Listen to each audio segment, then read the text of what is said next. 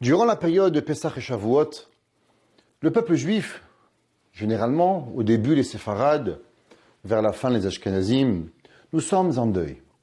Nous sommes dans le deuil des élèves de Rabbi Akiba. Rabbi Akiba, ce grand maître, fils de converti, qui va connaître la Torah à l'âge de 40 ans. Grâce à sa femme Rachel, il va aller à la yeshiva 12 ans. 12 ans, après 12 ans d'être venu à la yeshiva, il rentre à la maison et il entend sa femme Rachel qui dit, tu sais, si moi, mon mari m'écouterait, eh bien, il repartirait pour 12 ans. Rabbi Akiba ne rentre pas ni embrasser sa femme, ni dire bonjour à son fils Rabbi Yoshua, ni rien. Et il repart encore une fois pour 12 ans. Il va revenir par la suite avec 24 000 élèves. Est-ce que vous savez ce que ça représente, 24 000 élèves? Je ne sais pas si en Israël, vous avez un stade qui peut contenir 24 000 élèves. À Montréal, le plus grand stade, le Centre Bell, ne contient pas 24 000 élèves. À Marseille, oui, le stade Vélodrome, il y a un stade qui contient 24 000 personnes. À Paris, aussi, on a des grands stades. 24 000 élèves. Ces 24 000 élèves vont faire briller la Torah dans le monde. Ces 24 000 élèves vont donner au peuple juif une dimension de Torah que nous n'avons pas la moindre idée. Rabbi Akiba va revenir, le monde va être ébloui de Rabbi Akiba. Le Chazon Ish pose une question et il dit, pourquoi Rabbi Akiba n'est pas rentré à la maison, prendre un café et dire bonjour chérie et il repart? Le Chazon Ish nous dit, parce que tu sais dans la vie, 12 ans plus 12 ans font pas 24 ans. Quand tu étudies 5 minutes, tu t'arrêtes, tu bois un café, tu étudies encore un autre 5 minutes, tu bois un café, tu étudies encore 5 minutes, tu prends une clope, tu reviens étudier 5 minutes, tu n'as pas étudié 15 minutes. 15 minutes, c'est 15 minutes sans s'arrêter. Rabbi Akiba voulait étudier 24 ans. S'il avait juste fait un arrêt de 5 minutes à la maison, il aurait étudié 12 heures plus 12 ans. Rabbi Akiba voulait étudier 24 ans. 24 ans n'est pas 12 plus 12. L'assiduité de 24 ans est différente que 12 plus 12. Rabbi Akiba, ses élèves vont tous mourir. En combien de temps? En 33 jours. 33 jours, d'après toutes les opinions, ils vont décéder. Plus de 700 élèves par jour. Est-ce que vous vous imaginez ce que ça représente? 700 morts, 700 géants de la Torah. On est en Israël. On ne parle pas de 700 personnes à travers le monde. On parle de 700 personnes tous les jours. Une yeshiva. Et ils meurent, et ils meurent, et ils meurent, et ils meurent, et ils meurent. Dieu nous en préserve. D'après le Shulchan Aruch, Rabbi Yosef Karo, du début de Pessah, du Homer, jusqu'à l'Agba Homer. D'après d'autres opinions, le Rama, depuis Rosh Chodesh Iyar jusqu'à Shloshat Yemei Agbala, d'après le Harizal, durant toute la période, ils vont mourir. Et chaque jour, on ne dit pas le Tachanoun, c'est là qu'ils ne vont pas mourir. Donc il y avait, d'après tout le monde, durant cette période, énormément de tristesse qui arrivait. La Gemara, dans Masechet Shabbat, elle nous raconte une histoire. Qu'il y avait un jour un converti, il est venu voir Shammai, et il lui a dit, Shammai, j'aimerais que tu me convertisses sur un pied. Shammai lui a dit, mais qu'est-ce que tu veux? Tu crois qu'on peut devenir juif sur un pied? Et il l'a renvoyé. Il va voir Hillel. Hillel lui dit, tu veux te convertir sur un pied? Pas de problème. Tout ce que tu n'aimes pas qu'on te fasse, alors ne le fais pas à ton ami. Kol man de sanalach le havcha lo ta'avid. Un de nos maîtres, le Chidouché Harim, pose une question. Je ne comprends pas pourquoi Hillel a enseigné un enseignement qui est un petit peu bizarre. Ce que tu ne veux pas qu'on te fasse, ne le fais pas à ton ami. Pourquoi il n'a pas enseigné plus simplement le pasouk dans la Torah, Ve'ahavta lereacha kamocha, et tu aimeras ton prochain comme toi-même. Qui c'est qui était le grand fervent de ce pasouk? Rabbi Akiba.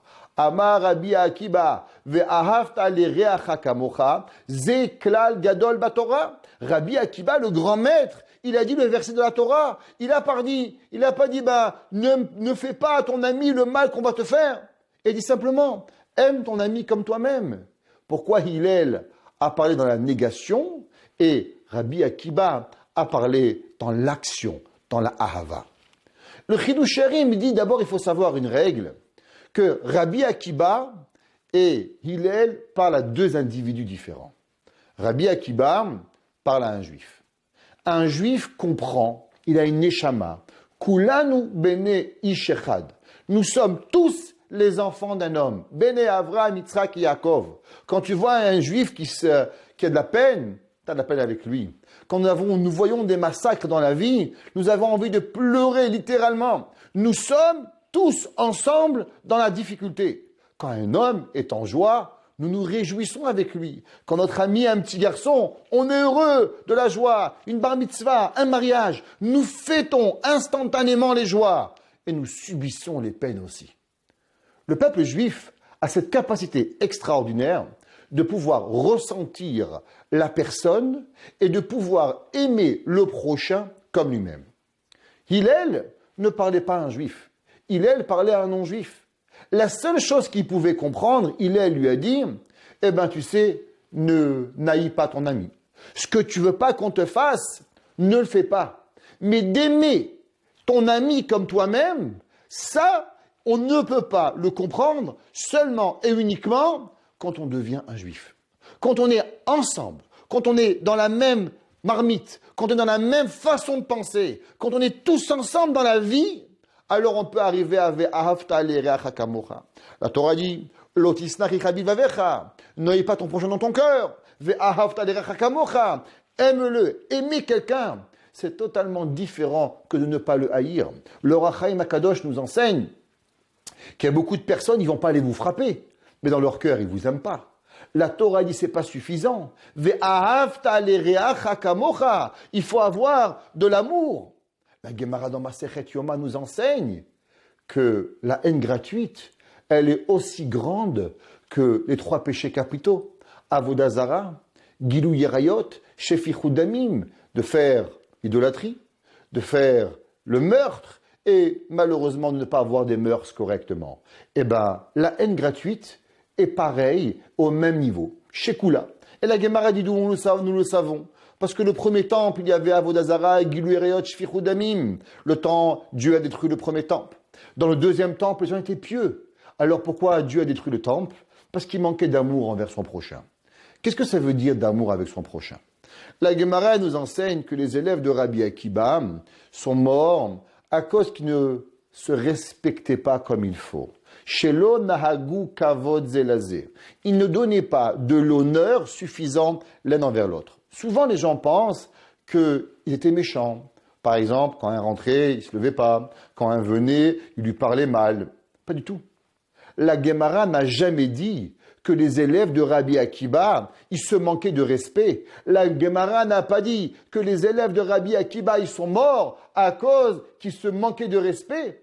La Gemara nous dit « Shelo nahagu kavod zelazé ». Ça veut dire que dans l'action, on voyait rien.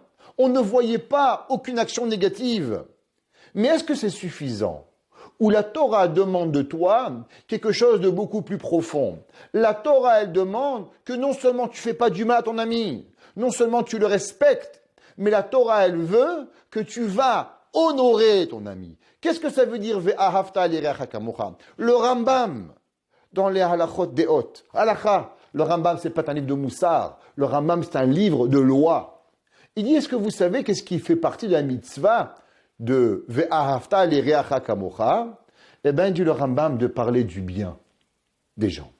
Quand on parle du bien de vous, vous savez, souvent vous rencontrez un ami, il dit « Ah, David, comment vas-tu? J'ai rencontré Shlomi. Shlomi m'a dit qu'il était super sympa, tu l'as aidé. » Ça vous fait plaisir.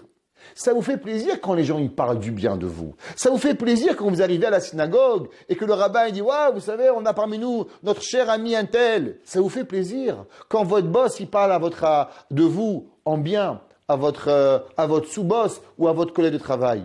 Le Rambam il dit, de la même façon que toi tu aimes qu'on parle du bien de toi, alors toi aussi parle du bien des autres.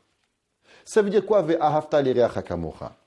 C'est pas seulement de ne pas détester, c'est pas seulement de ne pas être dans la négativité, mais c'est d'être véritablement dans la positivité, de faire tout ce que je peux pour pouvoir que mon ami se sente bien. Et j'aimerais finir avec une histoire extraordinaire. Dans la yeshiva de Mir, il y avait, quand l'ancien Rosh Yeshiva est décédé, on avait 2 choix à nommer un nouveau maître, nouveau grand de la Torah. Un Rav qui s'appelait Rav Aryeh Finkel et un qui s'appelait Rav Nathan Tzvi Finkel.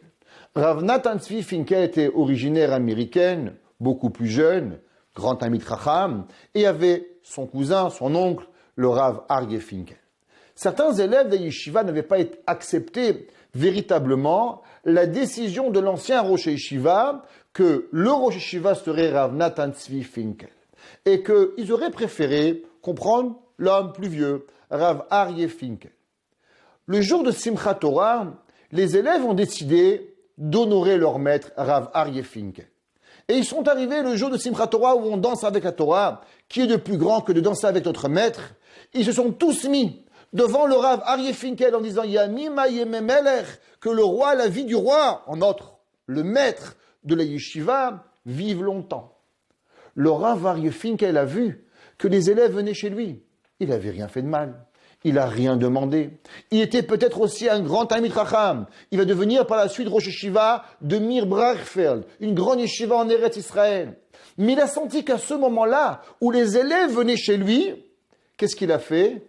Que ça déshonorait, ça ne rajoutait pas du kavod envers son neveu, envers son petit cousin, le Rav Natan Tzvi Finkel. Alors le Rav Aryeh Finkel a couru et il s'est mis devant le maître et il a commencé à danser. Pourquoi? Parce que la Torah, c'est pas seulement de pas faire. La Torah, c'est de faire. Ton mari, il souffre. Qu'est-ce que tu fais? Oh, c'est pas mon problème, moi je lui ai rien fait. Mais on s'en fout que c'est pas ton problème. Est-ce que tu peux faire quelque chose? Ta femme a une difficulté. Ouais, mais c'est pas moi, c'est sa mère. Je comprends. Mais qu'est-ce que tu fais à ta femme? Qu'est-ce que tu fais à tes enfants? Qu'est-ce que tu fais à ton père? Qu'est-ce que tu fais à ta mère? Qu'est-ce que tu fais à tes amis? C'est pas seulement dans la négation. Il faut activer le bien envers autrui. La Torah dit Ve'ahavta lereacha kamocha.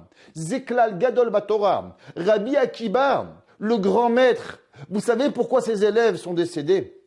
À cause que Rabbi Akiba était ce qu'on appelle un Mechayev. Il vivait tellement d'affection avec chaque juif qu'il voyait. Quand lui voyait un autre juif, il n'était pas seulement de ne pas l'aimer, mais il lui donnait tellement d'amour que ses élèves ont été punis de ne pas avoir pris l'enseignement de Rabbi Akiba.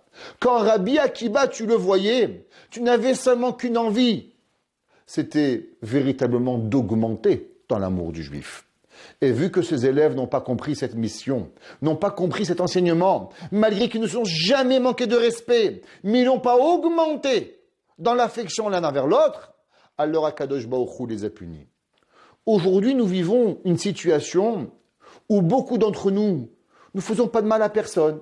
On est chez nous, on n'embête personne, je mange, je bois, je dors, je fais rien de mal. C'est vrai. Mais est-ce que tu accomplis la mitzvah de Ve'ahavta lereacha kamocha? Pas seulement de ne pas faire, mais aussi d'actionner le bon pour pouvoir s'obliger à faire du bien à autrui. Dans ces moments difficiles, nous passons à travers, depuis 14 mois, notre obligation n'est pas seulement de ne pas faire le mal, mais elle est aussi énormément de réfléchir, à actionner et de s'assurer que chaque jour de notre vie, nous augmentons le bien envers quelqu'un d'autre.